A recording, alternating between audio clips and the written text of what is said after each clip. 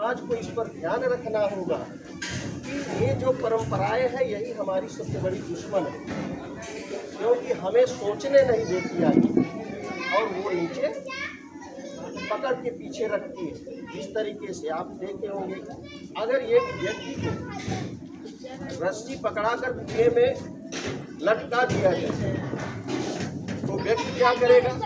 अगर रस्सी को छोड़ता है तो कुएं में गिर जाएगा, रस्सी को छोड़ेगा तो कुएं में गिर जाएगा। तो क्या करता है? वो रस्सी पकड़ के लटका रहता है।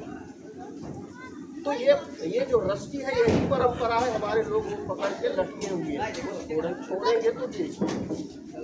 तो ये परंपराएं हमको छोड़ना है। अब व्यक्ति क्या होता है, जब आ गया घर 13 दिन उसको हत्या भोगना पड़ता है। वो 13 दिन का हत्यारा हो गया। पंडितों ने वो सारी ये चीजें बना दिया कि अब बचने वाला नहीं। तो वो मरने के बाद उस पर हत्या का कलंक होता है और आकर के घर पे 13 दिन का इंतजार करता है और एक 13 दिन का टाइम दे दिया जाता है कि 13वीं होनी चाहिए। अब जो आदमी सक्षम है, घर परिवार उसका, तो 13वीं करने के लायक होगा। और जिसके पास वो सक्षम नहीं है वो क्या करेगा? अपना खेत गिरवी रखेगा, अपने गहने बेचेगा, कुछ न कुछ तो उपाय करेगा 13 दिन के अंदर ना। तो एक तो घर के परिवार का सदस्य चला गया, दूसरा उस पर आर्थिक बोझ डाल दिया जाता है।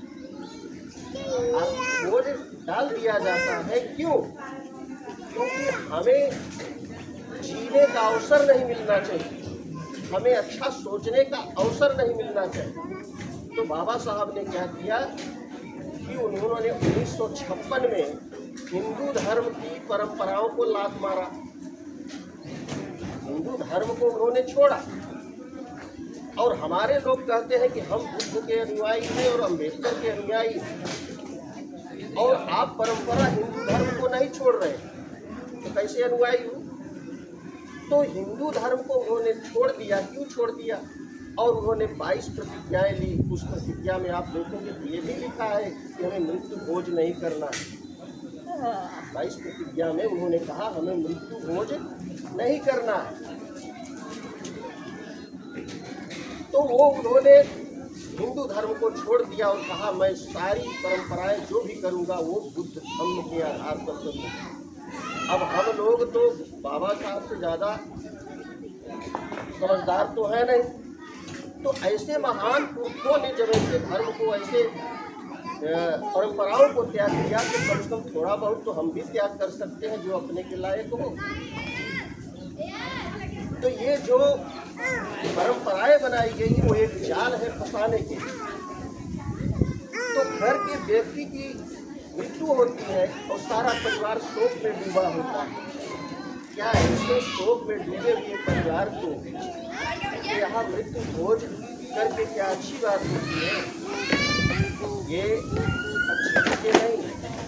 बस अंतर इतना ही है कि अब हमें परिवर्तन करना है। जो हुआ हमारे पुरखों से जबरन कराया गया या उनको बहका कर कराया गया, लेकिन अब हम पढ़े लिख कर समझदार हो गए, अब ये करने वाले नहीं। अब क्या होता है? मनुष्य का जीवन एक वृक्ष की तरह होता है। वो छोटा होता है, बढ़ता है और धीरे धीरे बड़ा हो करके वो कितना दिन जिए, एक न एक दिन उसको गिरना है। अब ये जरूरी ये है कि उसने कितनी छाया दी, कितना फल दिया, ये जरूरी है उसके लिए। उसी तरीके से हमारा शरीर है, उसी तरीके से हमारा शरीर है कि हम कितने जिए, ये बातें नहीं रखी माने। ये बात होती है कि हमने जीवन में क्या क्या किया। बाबा साहब अम्बेडकर ने 2 शब्द बोले थे। उन्होंने कहा अगर मरने के बाद जिंदा रहना चाहते हो, मरने के बाद यदि आप जिंदा रहना चाहते हो तो 2 बातें करिएगा। पहली बात उन्होंने कहा कि कुछ ऐसा लिखिए कि जो जीवन भर पढ़ने के लायक, ऐसा लिखिए कि जो पढ़ने के लायक, या फिर ऐसा कुछ कहिए जो हमेशा लिखने के लायक। बस इससे ज्यादा मनुष्य का कुछ नहीं होता। आपने देखा बहुत महान कौन है, यही किया ना अम्बेडकर ने। क्या किया? अपने जीवन में मरने के बाद भी आज वो जिंदा है। आप जरा एक चश्मा अगर उनका कहीं चौराहे पर मूर्ति खड़ी हो तोड़ कर देख लीजिए, पूरे देश में हल्ला होगा, पूरे देश में हल्ला होगा।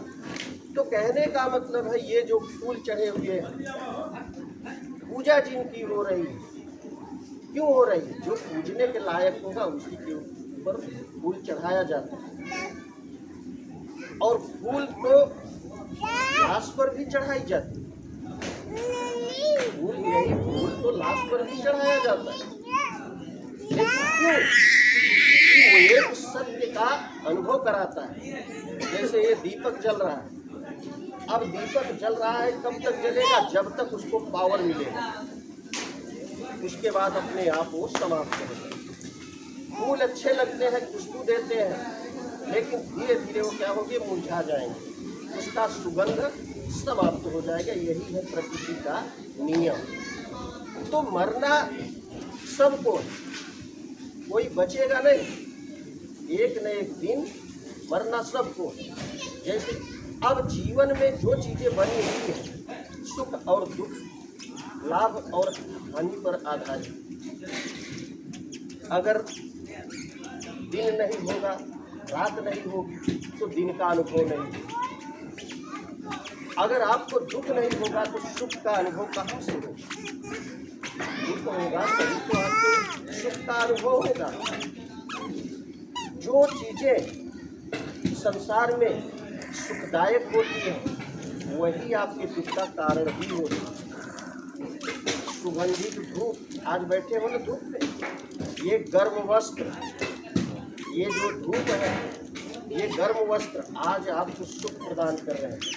शीत ऋतु, यही ग्रीष्म ऋतु में आपके दुख का कारण बन जाएगा। बनता है ना? आज कोई फ्रिज का पानी पी सकता है?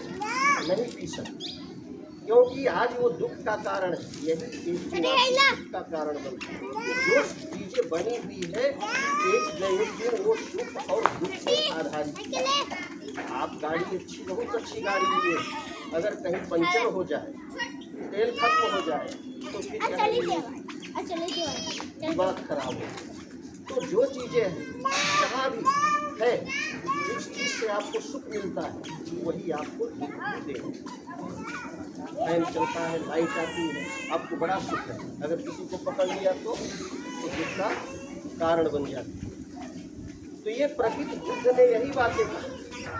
बुद्ध अपना प्रवचन दिए हैं, विश्व गुरु कहा गया। तो दुनिया में कोई ऐसा व्यक्ति न हो जिसे विश्व गुरु कहा गया।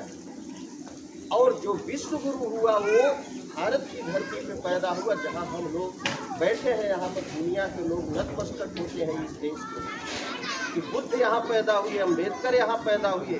कोई है ऐसा दुनिया में? कोई नहीं।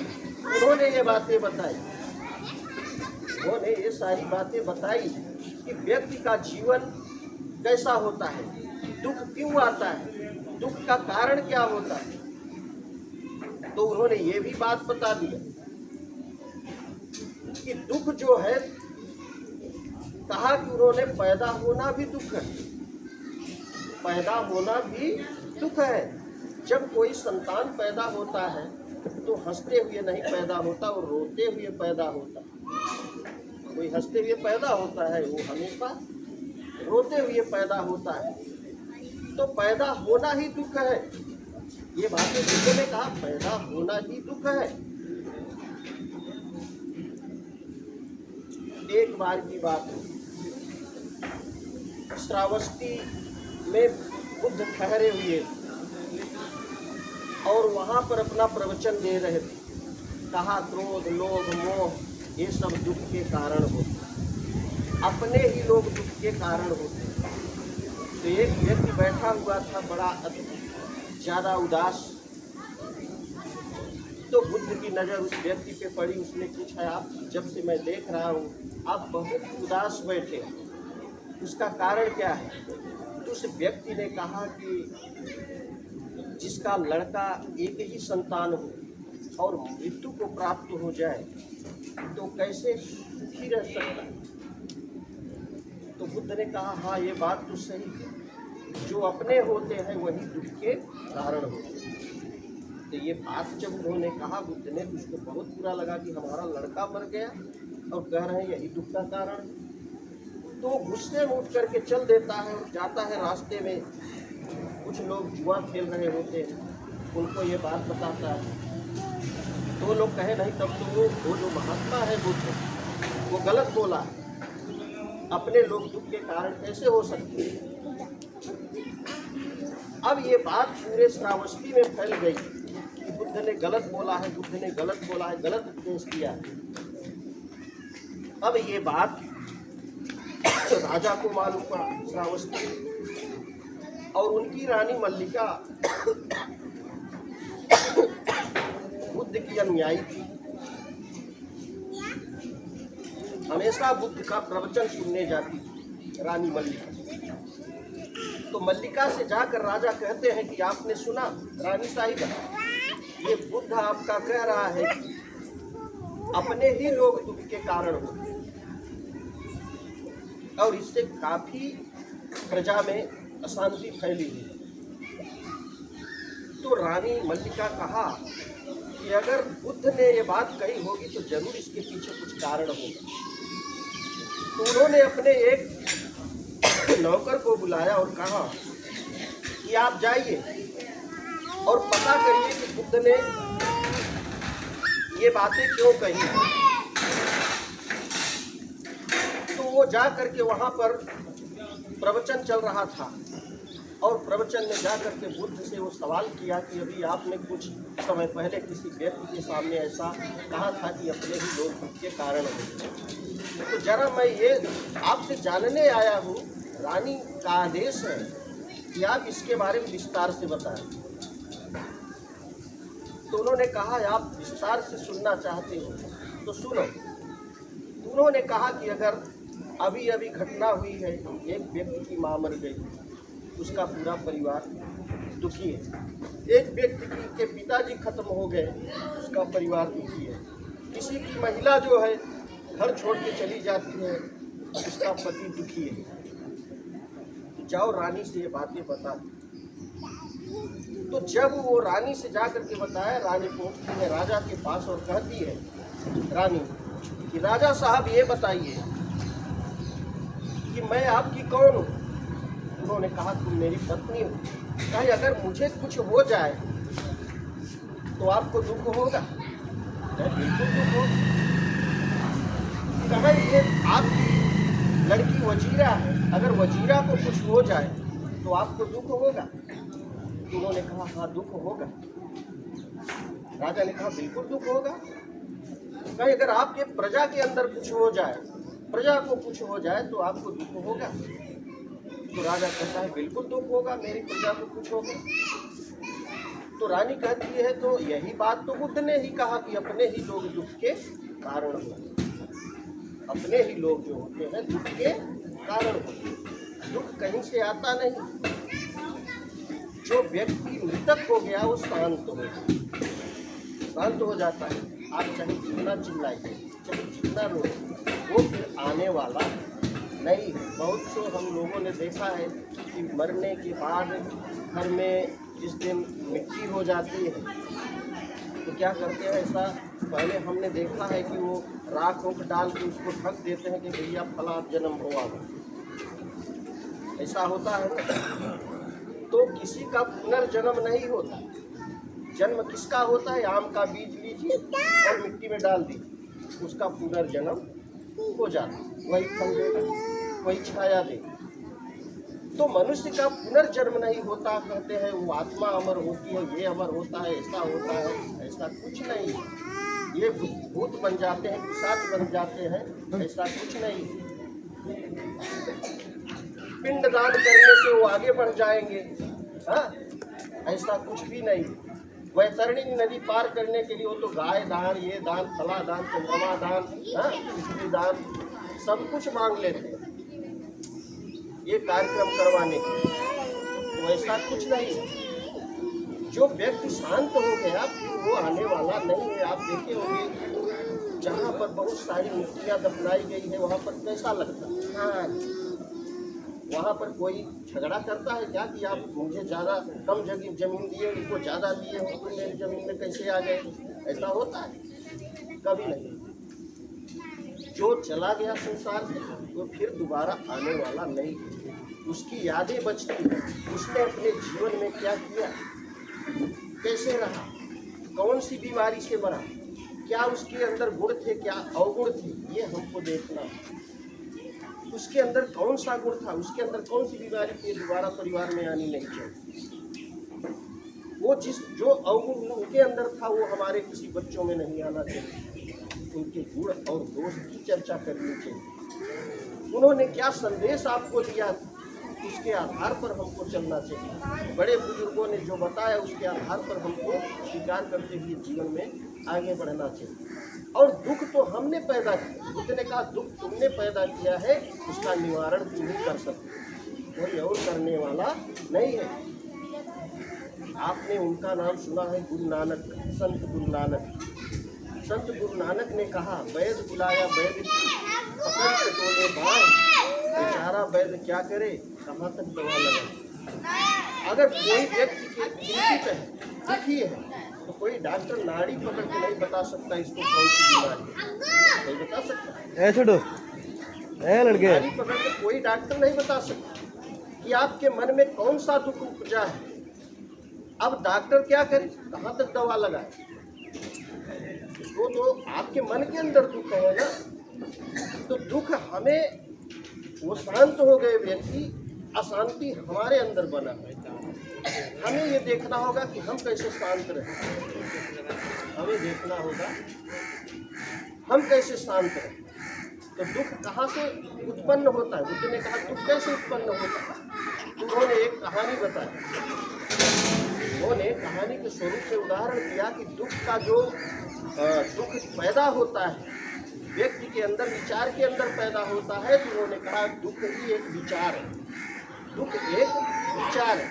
तो उन्होंने उदाहरण देख करके समझाया, कहा कि एक सेठ था और सेठ के पास एक नौकर था और नौकर बहुत ही ईमानदार था और भली भांति वो नौकर उस सेठ का कारोबार देखता था ईमानदारी से। सेठ बहुत खुश था उस नौकर से। एक दिन की बात थी, उस सेठ ने कहा अपने नौकर से, कहा कि मैं 2-3 दिन के लिए मैं बाहर जा रहा हूँ और ये मेरा कारोबार तुम ईमानदारी से देखना, जिम्मेदारी से देखना। तो सेठ 3 दिन के लिए बाहर चला जाता है और जब बाहर चला जाता है तो 3 दिन के बाद कुछ कीमती सामान लेकर आता है, कुछ कीमती सामान लेकर आता है और उस नौकर को बुलाकर कहता है ये जो मैंने सामान कीमती लाया हूँ इसको संभाल के रखना, इसको कोई नुकसान नहीं होना चाहिए, इसको संभाल के रखना, ये बहुत कीमती है, ये टूटे न। सेठ नौकर ने कहा हाँ बिल्कुल, मैं पूरी जिम्मेदारी के साथ इसका देखभाल करूँगा। वो ले जाता है, किसी अलमारी में रख देता। 1 दिन 2-3 दिन 4 दिन के बाद या महीनों के बाद वो नौकर साफ सफाई कर रहा था। उसने सोचा ये जो रखा हुआ सामान है और इसको जो है हम थोड़ा इसको भी पोछा ओछा लगा के साफ कर दें, बहुत धूल जमी हुई है। तो नौकर जैसे ही साफ कर रहा था वो हाथे से छूट गई और जमीन पर गिर गई और टूट गई। अब जैसे ही उसको टूटने का समाचार उस सेठ को मिला, जानकारी मिला, तो वो सेठ भागता हुआ गया नौकर के पास। देखा अरे तुमने तो ये हमारा इतना बड़ा नुकसान कर दिया, बताइए मैं ये करोड़ों का सामान लाया था और तुमने इसको तोड़ दिया। सेठ को गुस्सा तो बहुत आता है, लेकिन नौकर को सिर्फ डांटता है, मारता नहीं, न उसको कहता है कि तू भाग जा यहाँ से। क्यों? क्योंकि वह एक ईमानदार नौकर, जिम्मेदार। अब सेठ उस जो सामान का नुकसान हुआ उसके कारण सेठ जो है चिंतित हुआ। रात दिन उसको चिंता सताने लगी, उसको तकलीफ होने लगा, उसके अंदर दुख पैदा होने लगा और उसका खाना पीना धीरे धीरे कम हो गया और रात भर नींद नहीं आती। अब सेठ क्या करता है, एक दिन उठकर जाता है, रात में उसको नींद नहीं आ रही और जा करके देखता है अपने नौकर को तो आराम से सो रहा, आराम से वो सो रहा है, उसको कोई चिंता नहीं। अब ये बातें देख करके सेठ को और गुस्सा आ जाता है कि मेरा सामान तोड़कर ये आराम से सो रहा। तो वो क्या करता है, सेठ कुछ बोलता नहीं, फिर वापस आ जाता है अपने कमरे में। तो उसको एक उपाय सूझी कि अब सुबह हम बताते हैं। सुबह बड़े प्यार से अपने नौकर को बुलाया और कहा कि देखो वो जो सामान मैंने लाया था तुमने उसको तोड़ दिया, तुमने उसको तोड़ दिया। अब चलिए टूट तो गया ही, लेकिन हमने सोचा था कि वो सामान एक न एक दिन तुम्हें दे दूंगा, वो हम तुम्हारे तुम्हारे लिए लाया, वो अपने लिए नहीं लाया था, वो तुम्हारे ही लिए लाया था और तुमने उसे तोड़ दिया। इतना कहकर सेठ चला जाता है। अब नौकर को चिंता, देखिए ये दुख एक विचार है, कैसे एक विचार दूसरे व्यक्ति के अंदर डाल दिया। अब नौकर जो है वो धीरे धीरे उस तकलीफ में क्या बताएं, उसकी कीमती सामान टूट गया है, वो हमारे लिए लाया था। अगर वो न टूटी वो मेरी होता, अगर वो न टूटा होता तो मेरी हो जाती, मुझे मिलता। बड़ी गलती हो गई इसको तोड़कर। ऐसा सोच सोच के वो नौकर परेशान रात कर रहा। अब सेठ आराम से सो रहा, अब सारी परेशानी उसके अंदर चली डाल दिया। अब नौकर परेशान रहा तो कैसे, अब दुख कैसे उपजा। उस कीमती सामान को नौकर ने अपने आप से जोड़ लिया। बात समझ रहे, उस कीमती सामान को अपने आप से जोड़ लिया, जिसके कारण उसको दुख होता है। तो कारण यह है कि आज जो आपके पास है कल जरूर वो आपसे दूर हो, आपसे जुड़ेगी नहीं। हम जोड़ने का प्रयास करते हो, जुड़ेगा नहीं। एक न एक दिन आपसे दूर, जो आज आपके पास है वो कल आपसे दूर हो। ये प्रकृति का नियम है। बुद्ध ने कहा ये प्रकृति का नियम है और नियम के विरुद्ध कोई जा नहीं सकता। आज जो आपके पास है कल आपको से दूर हो गया, तो ये दूर होने की घटना को हमें स्वीकार करना। तो जो लोग आपके थे वो आज दूर हो गए, इसे खुश हो करके जो मन के अंदर दुख दर्द है उसको खत्म करके हमें आगे बढ़ना होगा कि हम अपने जीवन में और क्या कर सकते। जो हुआ सो हुआ।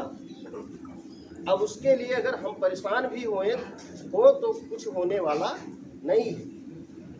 अब यहाँ पर कोई परेशानी ऐसी न पैदा करे, ऐसा व्यक्ति आकर के समाज में पैदा न करे। इस परेशानियों से हमें बचना, इस परेशानियों से हमें बचना होगा, क्योंकि समाज में बहुत सारे समय से पंडितों ने आकर के समाज में कहा, बहुत तो देखे हैं हम कि जब मिट्टी हो जाती है तो चार औरतें पहुँची, कहीं देख ले भैया पाचक तना ही लगा, तो होता है ना, कहीं भैया देख ले पाचक तना ही लगा। एक व्यक्ति से पूछा का भैया पाचक का हो रच के हमा बताई, ये आज तक हम जनबई नहीं थे कि कौन जानवर का नाम है। ये पाचक काय है, कौन सा इसका सिस्टम है जो हमें डर पैदा करता है। तो आज तक किसी ने नहीं बताया, आज तक किसी ने नहीं बताया कि पाचक है क्या। तो कहीं भैया ये पाचक बहुत अशुभ दिन हो, इसको अशुभ माना गया ना कि सारा अच्छा कार्य पाचक में आप नहीं कर सकते। अब पाचक क्या है मैं बताता हूँ। ये इसको पाचक नहीं कहा जाता, इसको पंचक कहा जाता है। पंचक का मतलब है बुद्ध का पंचशील, बुद्ध का 5 शील बताया। जैसे समाज में कहा जाता है ज़्यादा 3-5 न करें, हम ऐसा भी कहते हैं ढेर 3-5 न करें। तो न लोगन के 3 की मालूम बा, न 5 की मालूम, कहीं 3-5 न। तो ये जो पंचक इसको कहा जाता है बुद्ध का, आपने देखा होगा शादी विवाह में जो छापे मारे जाते हैं वही है पंचशील, और उसी को कहा जाता है पंचक। और ये पंडितों ने, ब्राह्मणों ने उसका ब्राह्मणाइजेशन करके कहा कि अरे बहुत खराब हो, बात समझ रहे हैं, ये बहुत खराब चीजें हैं, इसमें आप कुछ मत करिए। तो जो हमारे लिए अच्छी चीजें होती है उसको उन लोगों ने हमसे हटा दिया, ये देखने तक न पाए, समझने की बात छोड़िए, देखने तक न पाए। तो वो पंचशील है। अभी हम लोगों ने पढ़ा ना मंत्र में, पाणातिपाता वेरमणि सिक्खापदम समादयामि, अदिन्नदाना वेरमणि सिक्खापदम समादयामि, कामेष्वच्छाचारा वेरमणि सिक्खापदम समादयामि, मूसावादा वेरमणि सिक्खापदम समादयामि, सुरामेरय मज्जपमादखाना वेरमणि सिक्खापदम समादयामि। यही 5 शील बुद्ध का, इसी को पंचक कहा है। तो हमें इस जानकार बनना होगा। जानकारी ही सबसे बड़ा हथियार है, जानकारी ही सबसे बड़ा हथियार है। आपने देखा होगा समाज में बहुत सारे संत पैदा हुए, क्या उन्होंने बंदूक चलाया, लाठियाँ चलाई? बुद्ध ने कभी गोला बारूद चलाया? उन्होंने विचार परिवर्तन किया, और विचार परिवर्तन के आधार पर सारी दुनिया के लोगों ने उनको स्वीकार किया और कहा ये विश्व गुरु। और संतों ने लिख लिख करके, बोल बोल करके, जिसको लिखना नहीं आता था वो बोल बोल करके, वो हमारे समाज के साइंटिस्ट थे, वैज्ञानिक थे, सामाजिक अध्ययन करते थे, इसलिए वो बताते थे। इसीलिए तो कबीर ने कहा, संत कबीर ने कहा, हम के समझाई सारा जगत समझाई। तो कारण यही है कि हमारे जो संत हुए लिख लिख करके हमको बताया, लिख लिख करके हिंदू धर्म की परंपरा को तोड़ा, गा गा करके गांव में जा करके बताया, लेकिन हमारे लोगों ने नहीं समझ। तो चलिए ठीक है, उस समय नहीं समझ में आया, लेकिन अब तो हम समझदार हो गए, हमको भी अवसर मिल गया पढ़ने लिखने का, वो मौका मिल गया, तो हमें समझदार बनना होगा। और समाज में जो गंदगी प्रथाएं हैं, इन लोगों के द्वारा बनाई हुई प्रथा को बगैर सोचे समझे, इसको कहा जाता है पूजा। पूजा का मतलब है पूरी जानकारी, जिसके बारे में हमें पूरी जानकारी नहीं है। बुद्ध ने कहा जानो तब मानो, जाने बगैर किसी को मत मानो कि कौन है व्यक्ति, जिस व्यक्ति को हम माना चाह रहे हैं, जिस व्यक्ति की हम पूजा कर रहे हैं, वो व्यक्ति कौन है, क्या वो पूजने के लायक है कि नहीं पूजने के लायक। तो ऐसा हमको विचार करके अपने जो शिक्षित समाज है, आने वाली पीढ़ियों को हमको सतर्क करना होगा कि हमें आगे बढ़ने के लिए रास्ता क्या होना चाहिए। हमें इन परंपराओं में समेट कर हमें पीछे जाने का ये प्लान है, ये पीछे खत्म करने का ये प्लान है। तो समाज में जो आपको अच्छा लगता है, जो आपके लिए लाभकारी हो, वो चीज़ें हमें स्वीकार करना है। किसी के बताए हुए चीज़ों पर स्वीकार आप मत करिए, आप उस पर विचार करिए। मैं अच्छा बोल रहा हूँ, अच्छा बता रहा हूँ, ऐसा भी नहीं है कि मेरी बात को आप मान लीजिए, आप मेरी बात को मान लीजिए, ऐसा भी नहीं है। आप अध्ययन करिए समाज का, सामाजिक अध्ययन करिए। हमारे पास क्या है, हमारे समाज के अंदर यही है क्या, हमारे पास एजुकेशन है, लेकिन सोशल एजुकेशन नहीं। एजुकेशन है लेकिन सोशल एजुकेशन नहीं है, क्योंकि समाज का अध्ययन करिए, समाज में जा करके समझिए कि हमें क्या करना होगा। ये जिम्मेदारियां, जो शिक्षित व्यक्ति है उसकी कुछ जिम्मेदारियां होती है, उनको जिम्मेदारी है कि समाज का अध्ययन करके समाज को आगे बढ़ाए। इसलिए बाबा साहब अम्बेडकर ने कहा, my education for my society, मेरी शिक्षा मेरे समाज के लिए। जो मैंने पढ़ा लिखा है वो मेरा कर्तव्य बनता है कि जो पीछे रह गए हैं उनको हम कैसे आगे बढ़ाएं, और समाज में जो फैली हुई कुरीतियाँ हैं उसको कैसे समाज को करें। बाबा साहब अम्बेडकर का लिखा हुआ संविधान में आप जाकर के पढ़िए, आर्टिकल 13 पढ़िए। इसलिए मैं बता रहा हूँ कि मैं हाई कोर्ट का अधिवक्ता भी हूँ, तो हाई कोर्ट में वकालत करता हूँ, तो मुझे अध्ययन है। IPC CRPC के अलावा हम भारतीय संविधान का अध्ययन किए हैं। तो संविधान में लिखा है आर्टिकल 13, उन्होंने रामायण महाभारत गीता पुराण को एक लाइन में भी कहा, मेल एंड वाइल, इसको शून्य घोषित किया जाता है। अब अम्बेडकर ने इतना महान दुनिया के विद्वान व्यक्ति है और कहा इसको शून्य घोषित किया। हम गधे लोग क्यों ढो रहे हैं उसको, हम क्यों ढो रहे हैं, हम क्यों ढोए भाई। जो ऐसे महान व्यक्ति है लिख करके दे दिया आपको हथियार के रूप में, इसको पढ़ो। मैंने इसको शून्य घोषित कर दिया। आप अनुसूचित जाति को आपको कहा, ये जातियों में बांटने का जो मामला इन लोगों का था, तो जाति बना करके हमारे ऊपर परंपरा डाला कि देखो तुम फला जाति को उसी में ब्याह करना, फला जाति को तुम्हारी ये परंपरा। तो परंपरा से हमें बचना होगा। जो परंपराएं क्या है, एक विचारधारा, जो विचारधाराएं मुझे अच्छी लगती है उन्हें स्वीकार करना होगा। समाज से जो चला गया उसके बारे में अध्ययन करिए, क्योंकि बाबा साहब ने कहा कि भक्त और अनुयायी में अंतर होता है। हमें किसी की भक्ति नहीं करना चाहिए। भक्त बनोगे तो अंधे हो जाओ। अनुसरण करिए, विचार करिए। आप अम्बेडकर के ऊपर तस्वीर पर माल्यार्पण कर रहे हैं तो उनके विचारों को आप ध्यान दीजिए, उनके विचारों को ध्यान दीजिए, उन पर नहीं, उनको विचारों का ध्यान दीजिए कि उन्होंने हमें क्या संदेश दिया था, हमें कौन सा मार्ग बताया था, बुद्ध ने हमें कौन सा मार्ग अपनाने के लिए कहा था, हम जा कहाँ रहे। तो वो समय था जिनकी चलती थी, जिनको अवसर था, उन लोगों ने अपना प्लान बना करके हमारे समाज को बर्बाद किया। लेकिन आज हम पढ़े लिख लिए हैं, अब बर्बाद होने वाले नहीं है। हमको आगे बढ़ना होगा और आने वाली पीढ़ियों को आगे बढ़ाना होगा, सही गलत का मार्ग बताना होगा। इस पर चलने से हमें कल्याण होगा।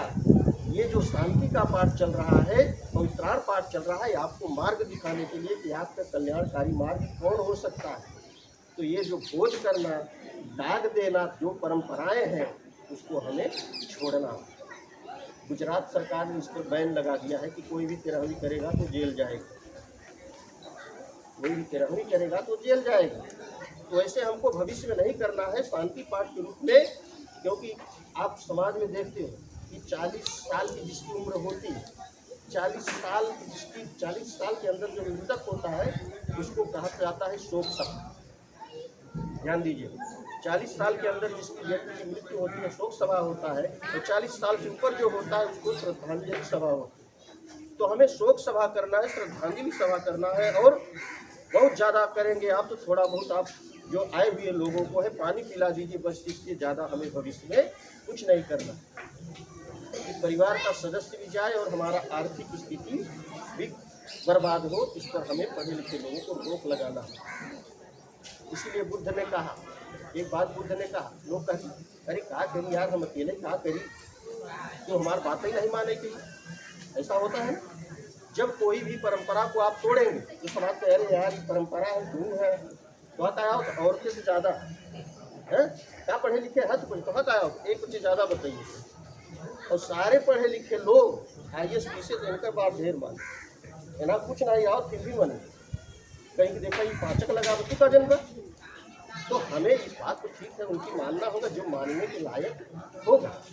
ऐसा नहीं कि उनकी बात मत मानिए, लेकिन आपको विचार करना क्या ये सही बता रहे हैं कि गलत बता रहे हैं। इसीलिए बुद्ध ने कहा एक बात, कहा कि गलत दिशा में बढ़ रही भीड़ का हिस्सा बनने से बेहतर है, गलत दिशा में बढ़ रही भीड़ का हिस्सा बनने से बेहतर है कि अकेले दिशा में सत्य मार्ग पे चले। अकेले चलिए, आप सही हैं, तो जो गलत दिशा में भीड़ जा रही उसका हिस्सा मत बनिए, बल्कि अकेले सही मार्ग पर अकेले जाइए, आप सुखी रहें। जाने दीजिए उनको जिनको जाना, तो हमें अकेले ही चलना होगा सही मार्ग पर।